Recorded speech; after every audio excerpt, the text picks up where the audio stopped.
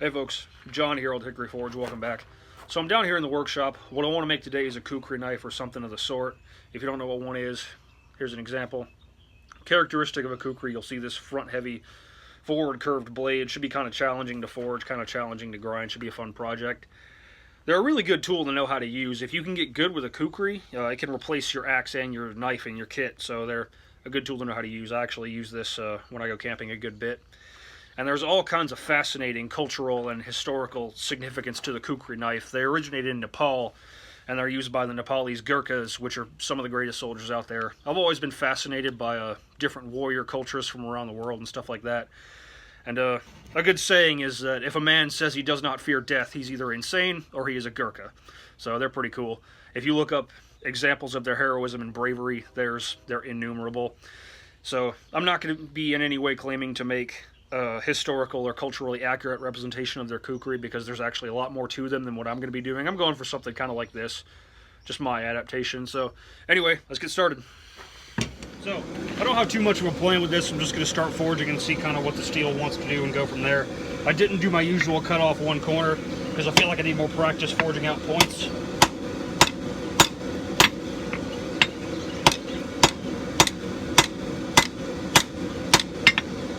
Definitely need more practice forging out points. Thing's fish mouthing pretty bad. Not that big a deal, I'll just cut it off, but I was trying to avoid that.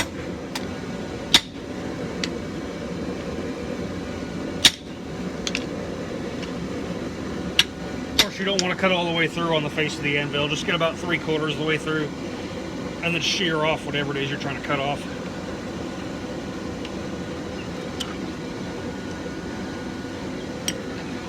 There you go, and we'll just finish forging out that point.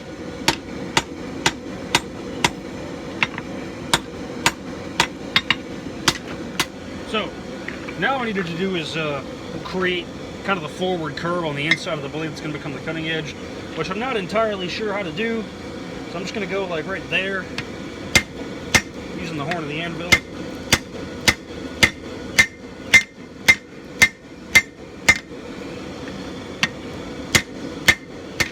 Starting to kind of look like a kukri.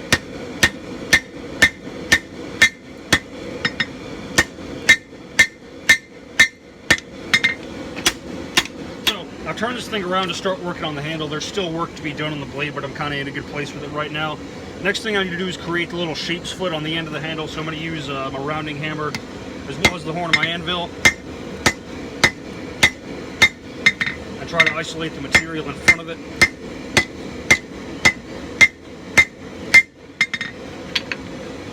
You see what I'm trying to do? Now when I forge all this in to make the handle, I'll have enough material to make that sheep's foot on the end. We'll go 1, 2, 3, turn. 1, 2, 3, dress it up. So, next thing we got to do is this area between where the blade and handle are going to be. That needs to be brought in kind of into a uniform thickness. And just true everything up to its final shape.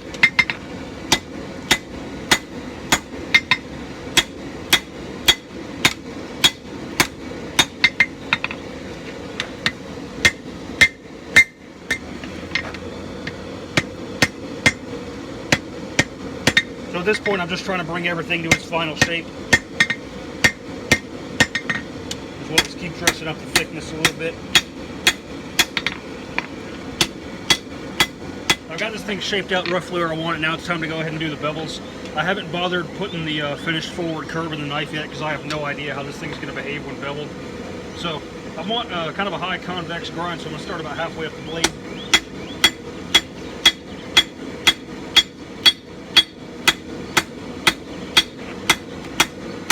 So just going to keep working these bevels.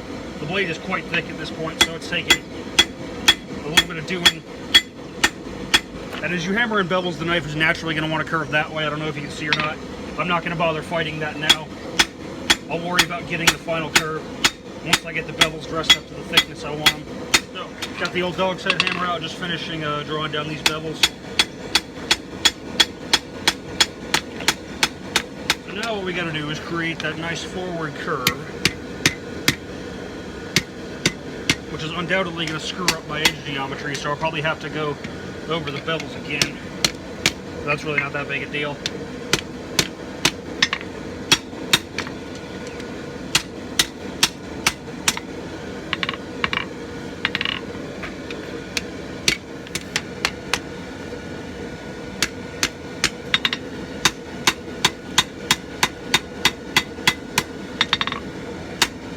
So, I'm pretty happy with that shape. I kind of wanted a flowing kind of curve versus a real hard aggressive one.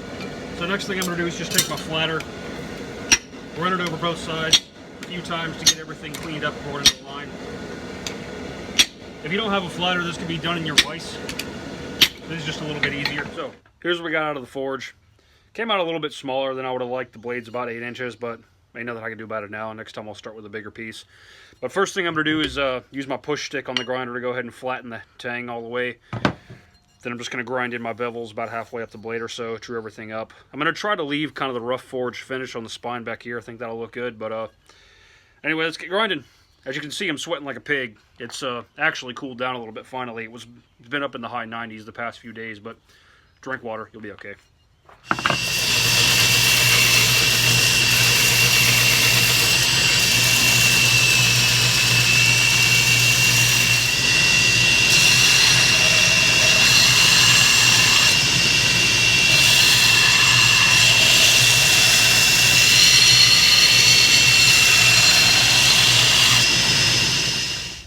So here we are for day 2 of the Kukri build. I've gone ahead and done the grind, got the holes drilled and normalized it 3 times. As you can see, I've took it down a good bit thinner than I normally would. That's because this thing is a huge pain to grind. You have to change your angle so much going along these curves of the blade. I'm not going to go as far as to say it's a nightmare, but it's definitely challenging. And the less I have to do to it once it's hard, the better. And with how thick that spine is, realistically, I'm not worried about it warping. So we'll get the forge fired up, preheat the oil, and we'll quench this baby. All right, she's non-magnetic. Into the oil we go. So, here you are to the quench. She hardened well. She stayed straight, no cracks or anything like that. I've cleaned it up on the grinder just a little bit so I can see some true metal, and I'm going to do a differential temper, heating the spine to blue, the edge to straw. I'm also going to go ahead and put some heat into the tang back here just in case the hardness crept back there. I didn't dunk it in the oil, but 5160 is a deep hardening steel, and sometimes it can creep back further than you think, so nothing to it really. See what I mean? We got blue on the handle of the spine, and we got light straw on the edge. So the knife should be good and springy, but still holding the edge well. Since this knife is going to be a convex grind, what I'm going to do is just use the slack of the belt and slowly bring that cutting edge down to its final thickness and, you know, blend all the lines together and everything, and then just take it up the finish grits and get it sharp, and then we'll start working on a handle.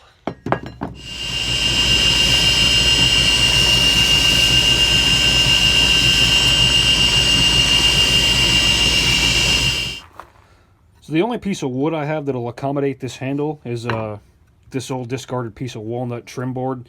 So, which is fine because I was probably never going to use it for anything else anyway. And I got some 1/4 inch brass rod that I'm going to use as my pen. So I'll get these cut out, drill some holes, and get this baby glued up.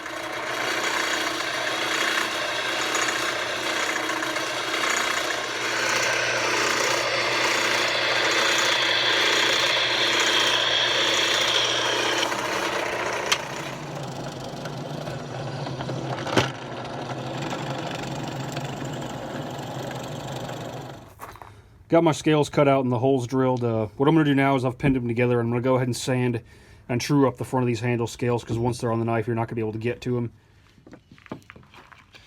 So, time for the glue up, just getting my epoxy mixed up.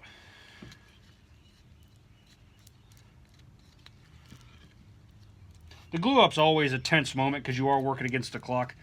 But the worst thing you can do is get in a rush and make a mistake you might not be able to fix. 5 minutes is plenty of time, so don't stress it.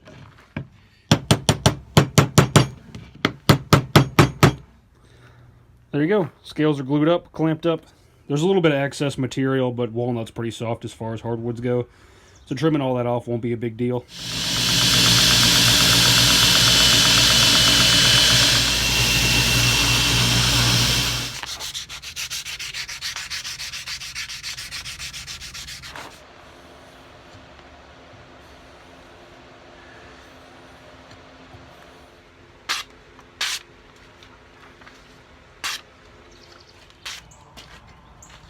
Alright, let's see how she chops.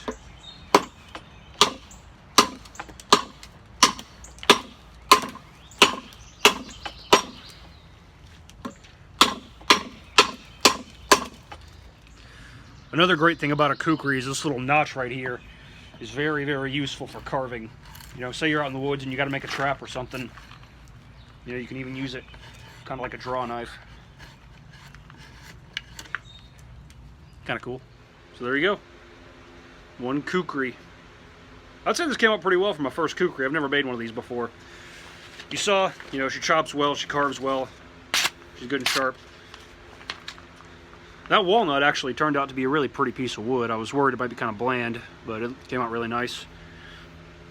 A little smaller than I wanted, about an 8-inch blade or so, but that's okay. All in all, for my first Kukri build, I'd say it went pretty well.